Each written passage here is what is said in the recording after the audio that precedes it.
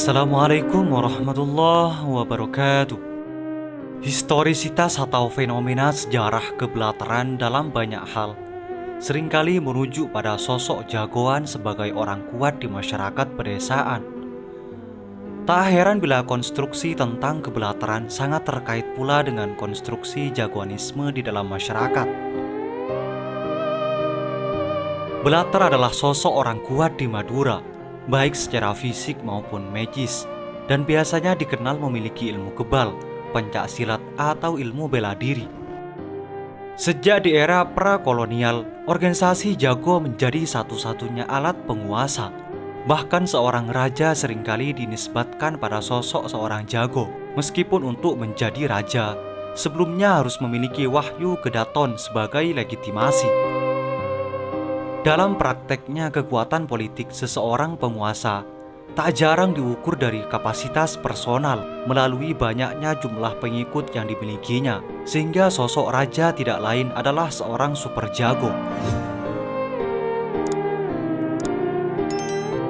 Mengamati sejarah kekuatan di masa lampau memberikan gambaran bahwa kekuasaan para raja dalam menegakkan kekuasaannya juga seringkali melibatkan para jago, terlebih dalam konteks persaingan perebutan kekuasaan.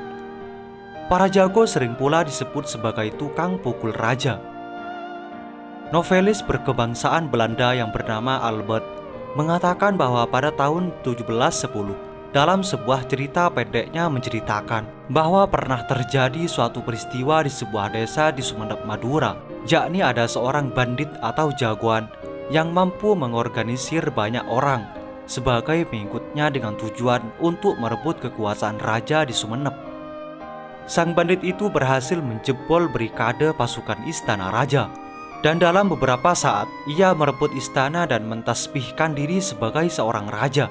Bandit tadi mengaku masih memiliki ikatan genealogis dengan Sedia Diningrat, seorang raja Madura di masa lalu.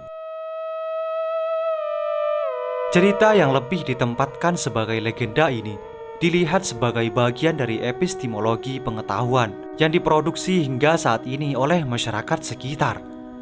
Cerita lainnya adalah tentang Kek Lesap, seorang anak yang masih memiliki keturunan Raja Madura yang bernama Cakra Diningrat III, yang dilahirkan dari seorang selir dan hidup di lingkungan luar istana raja. Ia mampu mengorganisir pengikutnya untuk melakukan pemberontakan terhadap raja di Bangkalan. Kemahirannya dalam strategi perang membuat satu persatu daerah di Madura, mulai dari Sumeneb sampai di daerah Belega Bangkalan dikuasainya. Hampir saja sang raja ditaklukkan olehnya, namun pemberontakannya digagalkan oleh siasat diplomatis utusan sang raja yang berkedok dengan pura-pura menyerah dan melakukan penawaran bahwa raja berkenan bertemu sang jagoan Kek Lesap. Raja memintanya untuk tinggal di istana melalui pengakuan bahwa Pak Lesap atau populer disebut dengan Kek Lesap masih keturunan sang raja. Kek Lesap akhirnya ikut ke istana. Di dalam istana, ia dihabisi secara perlahan sampai gerakannya untuk menggulingkan sang raja berhasil dihilangkan secara halus.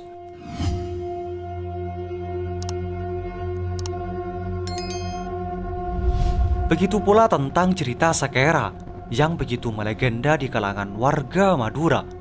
Sakera adalah jagoan keturunan Madura yang melakukan perlawanan terhadap Belanda di daerah Pasuruan, daerah yang disebut dengan nama Tapal Kuda, berlokasi di bagian Pulau Jawa di bagian timur, yang penduduknya multi etnik, namun sebagian besar keturunan Madura. Kebanyakan di daerah Tapal Kuda ini seperti Pasuruan, Probolinggo, Jember, Situbondo, dan Banyuwangi, bahasa Madura dipergunakan secara populer sebagai bagian dari bahasa keseharian, di samping juga bahasa Jawa. Cerita tentang jagoan keturunan Madura ini terjadi di daerah Pasuruan. Sakera adalah sosok belater atau jagoan yang tidak mau tunduk terhadap penjajah Belanda. Sakera memiliki ilmu bela diri dan ilmu kebal. Peluru pasukan Belanda tidak mampu menembus tubuh Sakera dalam suatu pertempuran. Berkali-kali pasukan Belanda berupaya membersihkan perlawanan Sakera dan selalu gagal. Sampai akhirnya Belanda mengetahui kelemahan kekuatan ilmu kebal Sakera. Sagara dijebak oleh Belanda dalam suatu kegiatan senian rakyat yang bernama Sandur. Sagara diperbolehkan menari dengan syarat melepas seluruh jimat yang dimilikinya. Usai jimat dilepas, dalam suasana ia sedang menari dengan perempuan, pasukan Belanda menyergapnya dan peluru pun ditembakkan ke tubuhnya. Sagara terkapar dan meninggal saat itu juga. Cerita ini menjadi legenda hidup di kalangan masyarakat Madura dan Pasuruan hingga saat ini. Masyarakat Madura sangat senang dan bangga bila mendengar atau diceritakan ulang berkenaan dengan kisah Sagara ini. Ada rasa kebanggaan atas sosok kebelateran dan jiwa kepahlawanannya. Meskipun cerita itu mengandung bau kekerasan dan makna perlawanan, akan tetapi hal itu positif karena melawan penjajah Belanda. Studi akademis yang dilakukan oleh Anton Lukas menarik pula untuk diketengahkan di sini terkait dengan peran belater atau jagoan yang berasal dari Madura yang bernama Kutil di lokasi meletusnya peristiwa 3 daerah di Jawa Tengah. Kutil dikenal memiliki pengetahuan agama yang begitu luas, namun sangat akrab pula dengan dunia hitam atau kriminal. Dalam studi Lukas disebutkan bagaimana tokoh Kutil ini dapat bermain di dua kaki. Di satu sisi, ia menguasai betul dan memiliki akses terhadap dunia hitam.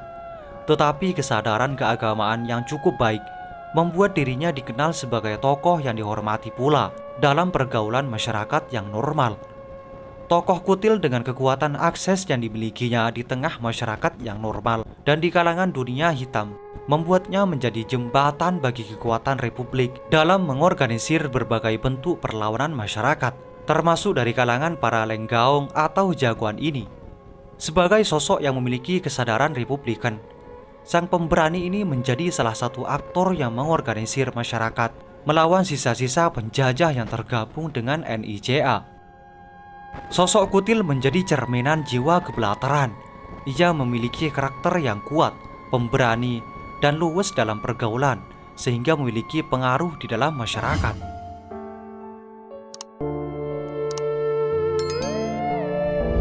Bila dilihat dari asal-usul sosial atau social origin, dengan mengacu pada sistem ekologis Madura, kemunculan komunitas belater terkait pula dengan ekosistem tegalan, dengan area tanah pertanian yang tandus, gersang, dan tidak produktif bagi sistem pertanian sawah.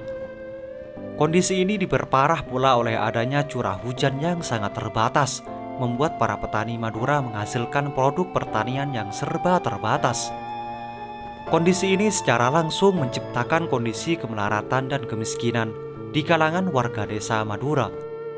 Lahan pertanian yang tidak memberikan keuntungan ekonomis, disertai peningkatan jumlah penduduk yang cukup tinggi dari tahun ke tahun, menciptakan problem ekonomis yang cukup kuat. Kondisi ini tak jarang membuat orang Madura mengambil pilihan untuk migrasi sebagai solusi yang dianggap strategis guna memperbaiki masa depannya. Sekalipun pada kenyataannya, migrasi bukan pula jalan satu-satunya dalam perbaikan nasib atau cara untuk dapat bertahan hidup. Cara lain yang oleh sebagian anggota masyarakat dipandang sebagai cara atau jalan adalah dengan menjadi bandit atau belater. Kondisi awal kebelateran adalah cara bagi anggota masyarakat untuk bertahan hidup akibat kemiskinan yang dideritanya. Itulah historisitas atau fenomena sejarah kebelateran dalam banyak hal. Semoga hal ini bisa menjadi wawasan bagi kita semua dan menjadi pelajaran atau pengetahuan bagi masa yang akan datang. Semoga informasi ini bermanfaat. Assalamualaikum warahmatullahi wabarakatuh.